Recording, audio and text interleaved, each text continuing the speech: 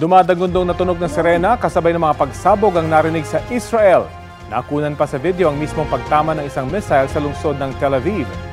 Namataan din sa iba't ibang bahagi ng Middle East ang mga missile papuntang Israel na mula sa Iran. Buwelta raw nila yan sa Israel dahil sa mga pag-atake sa Lebanon. Base sa Israeli military, wala pa silang impormasyon na may nasawi o sugatan sa insidente. Meron namang isang namatay sa West Bank dahil sa debris ng missile ayon sa Palestinian Civil Defense Authority. Siniguro ng Israel na babalikan nila ang Iran. Pinag-iingat naman ng Embahada ng Pilipinas sa Israel ang mga Pinoy roon at pinayuhang pumunta sa mga protektadong lugar. Sinabihan din silang sumunod sa mga direktiba ng Home Front Command para sa kanilang kaligtasan.